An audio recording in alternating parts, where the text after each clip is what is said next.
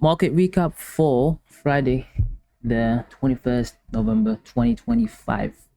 This week was juicy. This week was kind of interesting, right? Because yes, everybody knew that the market is gonna go down, but it was so manipulative that it let people like think it's not gonna go down, it's not gonna do this or that. But I basically outlined how it's gonna do it from Monday, right? From Monday, I was like, all right, Monday's gonna do this, right? When Monday closed, and then I was like, Tuesday's gonna be garbage, then Wednesday's gonna manipulate, and then we're gonna go down after. But the only thing that I got kind of wrong is that this NFP Thursday went higher than Wednesday's high, right? I expected Wednesday to be the high, and then we'll go down for Thursday. And if Thursday doesn't reach the objective, which was October's low, then we're gonna come back on Friday, right? Like retrace, or Friday would open, come down to it, then we'd go back up in closing our range. Basically a TGIF for Friday, right? And basically everything played, right? Not perfect because I'm not predicting the future, but I can tell exactly what is this market trying to do, right? So from now on, I'm telling you, 100% trading wise, in as in like the science of what's going on. I'm top tier, bro. Like, ain't nobody got shit on me.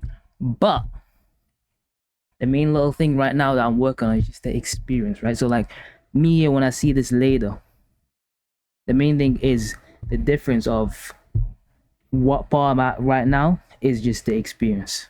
Because right now I know exactly what I'm looking for, what to do, how to not get faked out, blah blah blah. It's literally the experience now and the psychology of waiting, mainly the patience, let it come back for you, blah blah blah. But let's explain Friday's price action before we dive into the whole week. Right, so Friday was interesting how it opened, right? Because I initially expected it to go higher, right? And we don't really react to any main PD arrays that I see. Right? So if we go on the daily chart,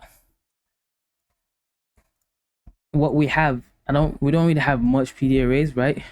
We have this wick, which I see price, but I didn't draw it, but I see price reacting to it, right? I think it did, just like looking at it from my eyes, right? As you can see, right there to the top of it, to the tick, right? So I'm watching that, and on top of that, I'm seeing this whole inversion fair value gap, let's say, right? I'm going through candles, I can see that.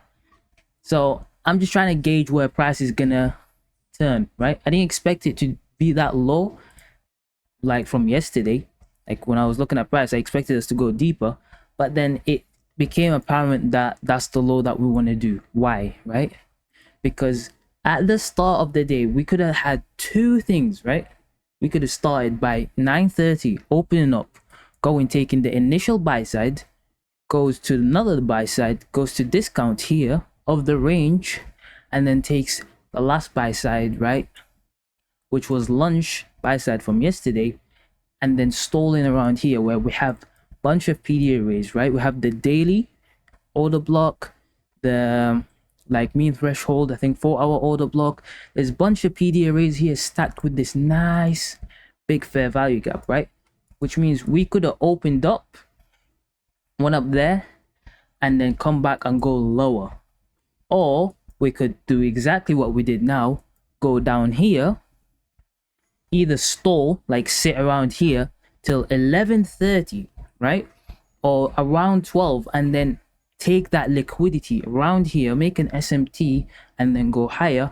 Or exactly what we did today, we go to the initial liquidity, which we do first go to the buy side. So now we have to clean the sell side liquidity at the 7 initial sell side liquidity. And as you can see, price does the sweep and then goes back and reverses and starts going up there, while ES doesn't do it, right? And then makes the SMT. So it was just obvious what it's gonna do. The only thing that I didn't like, that when I'm out here counting my discount, as you can see, which is, of course, I need to do discount of the whole range. Oh, discount the whole range, right? And then the liquidity.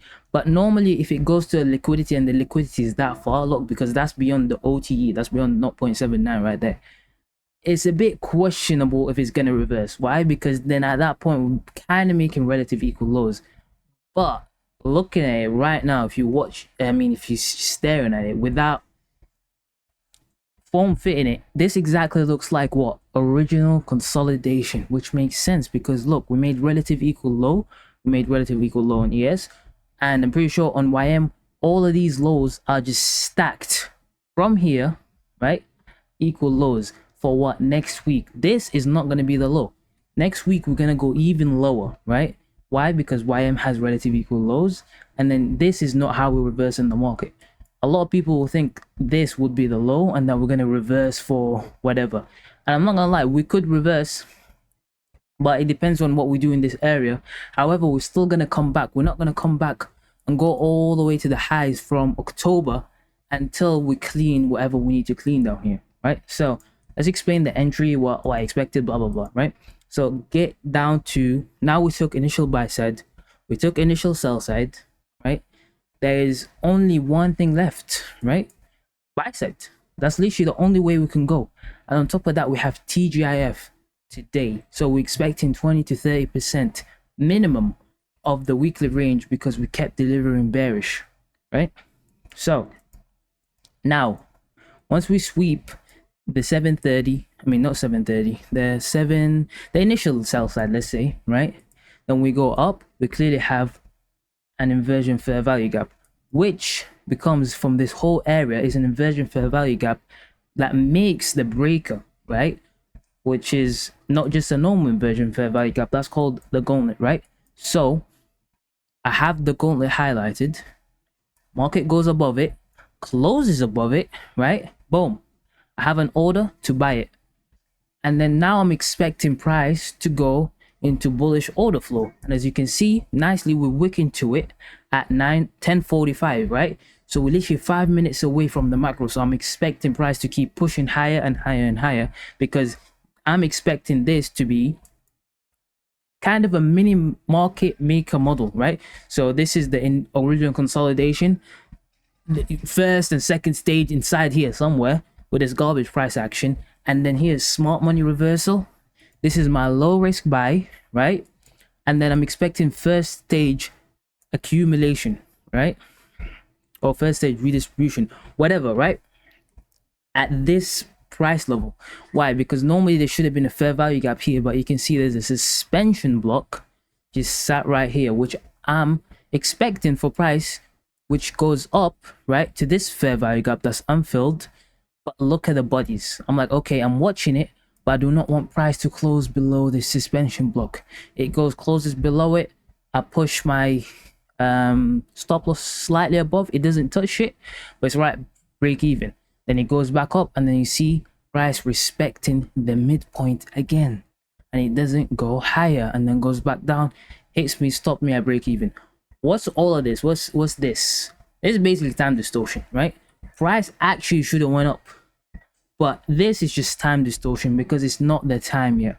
When's the time? It's gonna use 11:30 macro, right? Lunch macro to start going for people that made money in the morning, which are the shorts. And I knew there's a possibility to do that, but the fact that I seen price, right? See, this time because I put price over time, price looked perfect, but it wasn't the time.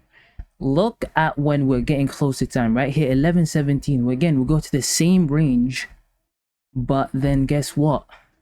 We go down now. We start it again from this low because you can't take that low. This is meant to be the smart money reverse. Can't, otherwise we're gonna break the market make a buy model, right? So we do it again, but it looks a bit weirder, right? Again, smart money reversal kinda is starting again, and then once we go up here, now it offers low risk buy at the same gauntlet. I know there's a little fair value gap, but it's at the same gauntlet. And then like once we leave the suspension block originally, we like come back midpoint, go higher, But like our main thing is the fair value gap that stalled, right? So all of this you don't enter. You're only waiting for the fair value gap that stalled us, that's holding us, to basically act as like some sort of support and resistance basically level, right? Once we go above it, boom, we hit the top of it. That's the easiest buy. I stopped trading here at break even because I could not, like, I didn't like the price action, right? Like Friday, I already didn't like this being the low because it was making relative equal lows. But once that we hit break even, I stopped myself, right? I knew there's the possibility is us going higher, and I kind of like mentally like traded it, right? I didn't want to put risk behind it, but I mentally traded it. So once we went over here, I was like, okay, I'd buy right there. And look at the reaction. The second we buy, we don't need to touch these gaps, right? Because they're breakaway gaps. Because these are breakaway gaps because they're gaps created after the time distortion, right? And the second here we hit the new weekly opening gap. I know there's a discount mark here. No, it's because like we opened and the new one were closed, right? The new daily opening gap, right? Our opening price is right here. Okay, remember it's right here, somewhere here. No, this one. Yeah, this new daily opening gap, right, is our opening price right here. Because we didn't hit it, we did not enter a buy program, right? Because imagine everything from here lower is a manipulation. So once we hit it back again, we enter the buy program. And look, the second that we hit it, boom, we buying, fair value gap up, right? Goes up, we go up of our first presented fair value gap. And I'm mentally trading all of this, right? And I'm like, all right, first TP is this, right? Which is, I mean, it's morely this high, right? So that's first TP. Once we hit it, boom, mentally that's take profit one. And then you drag stop loss. Where do you drag stop loss? The first swing under the first presented fair value gap, right there. That's all. I didn't actually have a trade behind this, but it's mentally to the next liquidity, which is the PM. And then after that, I would low-key close the trade. Why? Right, let's say I want to hold all the way to the last objective. ES has already done that. So to me, that means close the trade. But notice how price goes all the way back down for the unicorn, right? Second stage, reaccumulation or redistribution right here, and then boom to the target, right? And it doesn't fully complete it. Right here, it makes relative equal highs. So I'm expecting next week to start by taking these relative equal highs and then start dumping. But if we don't, I don't care. There is no trade. But yeah, that was the part for Friday. All right, overall weekly review, just quickly on Monday, as I expected it was gonna be. Where's Monday? Monday, as I expected it was gonna be garbage. However, I knew this short and I just traded it on paper, and it was like at least like with one mini it was like 5k, right? Tuesday's price action I knew was garbage, I can't lie, and I was kind of confused at the start, and I switched my bias, and I should have not switched my bias. I should have stuck to the shorts, which I expected. So I knew it was garbage price action, but I did traded it and just took the L on it, and then realized, yo, there's no point. Like I said before, there was no point. Once this price action was too clean, right? It went up, and then I was like, bro, there's no way this should be up. I found the discount, the liquidity, the PD array, waited for the time, one trade. That was an easy, like, on the XFAs, probably like 2k. On the combine, it was like maximum profit of like 4.5. So Wednesday was like the best trading day, and I knew it, and I waited for it, and just easy. Thursday goes above the high. It has an NFP, right? NFP, there's two rules for me. Wait for 950 or 1050, right? 1050, I've just added this week because it's different. I've never seen it before, but it's normally 950, right? I take one L at the start because genuinely just straight impatience. I don't know why I did it. Like I told you, I have to wait for 950, so I didn't follow the rules. Comes to 950, I actually take the trade. It goes down, it's in profit, blah blah blah. Then I put my stop loss at break even. But then the market says no. It's feeling like there's too many people that already know what's going on. So it goes back, right? And then I should have left the stop loss at break even, but I kind of winded it. I'm not gonna lie, right? And then it goes up, and then now it's 1050, and now it's in a hurry. So I take the position again, but in such a lower risk because I already took the L. However, it was at least 600 point move. Took the whole range all the way to sell side, right, of the PM. That trade was genuinely so significant. If I had any normal risk on it, that would have been easily a 10k trade, right? And then here on Friday, I decided not to trade because the probabilities was low, but I did take a combine trade, and as you can see, it's just a break even, right? So it's like my conclusion basically for the week is my trading is getting to a point where, as in the whys, the reason, what's gonna happen, is basically getting close to like a 9 out of 10 right now, right? 9, 8 out of 10, right? So, and honestly, you kind of need a 5 out of 10 to just be profitable. The only thing that I'm missing, right, is just refining stop loss placements, refining entries, and refining my time to wait, right? Because that's all gonna work on like the psychology part of it, which that's what I'm messing about right now, is me like not following the rules or being impatient or switching the bias or getting like, you know what I'm saying, anything that is psychology related is now the missing part. And week by week I'm getting cleaner because, like you can see, this week I'd count it as 2 W's and probably 3 L's, regardless if I made money that day or not, right? It does not matter. I don't even care about making money right now. I care about perfecting the skill, right? Once I perfect the skill and the psychology, then the money will come. So I don't give a fuck about the money. It's 2 out of 5. The weeks before it, there was 0 out of 5. And then the week before it was 1 out of 5. Now it's 2 out of 5. And I'm just progressing until I can make it at least 4 out of 5 or 5 out of 5. Then I'm going to start focusing about printing, right? So once that is done, and I'm trying to make sure it's done by end of this year at least, and that's the recap. So I'm going to leave this one, which is the 21st of November, as the benchmark for I don't need to change anything in my trading style. But then now I need to like double down on the psychology aspect and track actually what am I doing, what am I not even thinking about it and doing, impulsively doing, and just fixing that. Anyway, that's the market recap. Peace out.